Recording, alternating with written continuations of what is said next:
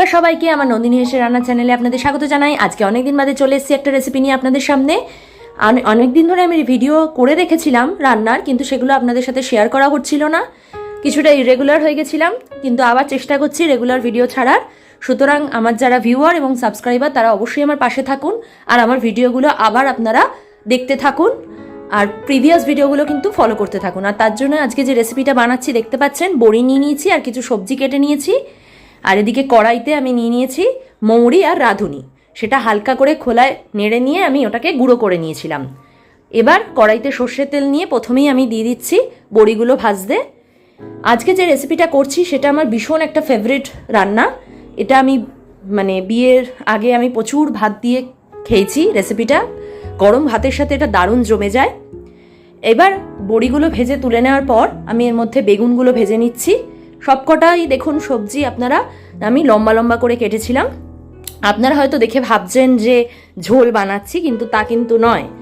আমি যে রেসিপিটা বানাচ্ছি সেটা আপনারা বুঝতেই পারবেন, ক্যাপশন দেখে তো বুঝেইছেন।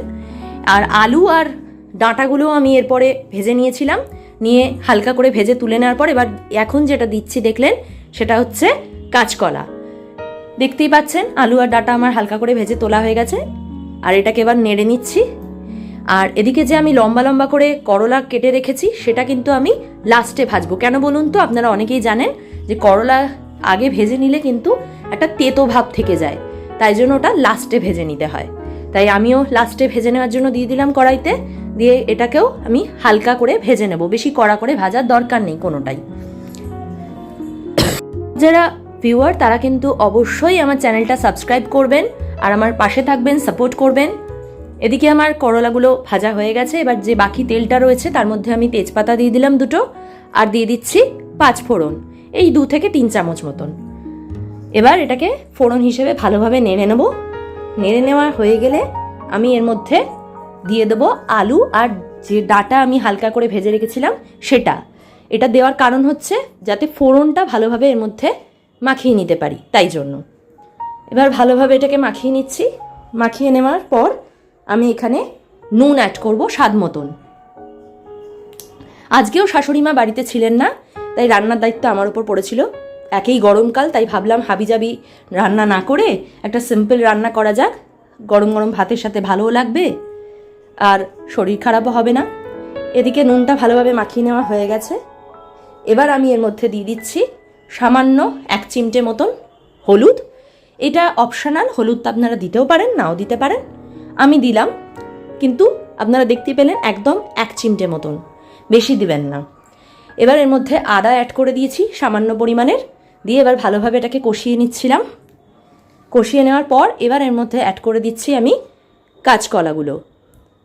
সবকটাই দেখুন লম্বা লম্বা করে কাটা রয়েছে, ঝোলের মতন করে। যদি গাজর থাকে তাহলে আপনারা গাজরও এখানে অ্যাড করে দিতে পারেন, ভালোই লাগবে। আর এখানে যে আমি রাঁধুনি আর মৌরি গুঁড়িয়ে রেখেছিলাম সেটা আমি এখানে দিয়ে দিলাম কষার সময়, দিয়ে ভালোভাবে এটাকে একটু নেড়ে নিয়েছি। নিয়ে এবার এর মধ্যে দুধ দিয়ে দিচ্ছি, ওই 1 কাপ মতন দুধ। যেহেতু আমার সেই পরিমাণেরই তরকারি ছিল, আপনারা যেরকম তরকারি কাটবেন সেই পরিমাণে আপনারা দুধ ব্যবহার করবেন। দুধটা দিয়ে এবার ভালোভাবে এটাকে নেড়ে চেড়ে নিয়ে একটু ফুটতে দেবো। দুধ দিলে কিন্তু এই রান্নাটা একটা টেস্টটা যে এনহ্যান্স করে। দুধটা দিয়ে ফুটে গেছে, তাই ওই বাটিতে ধোয়া যে জলটা সেটাও এখানে দিয়ে দিচ্ছি, যতটা আমি ঝোল রাখবো সেই পরিমাণে।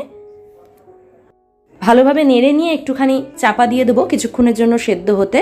আলুগুলো যখন সেদ্ধ হয়ে যাবে তখন আমি এর মধ্যে দিয়ে দিচ্ছি একে একে করলা আর বড়ি আর বেগুনটা।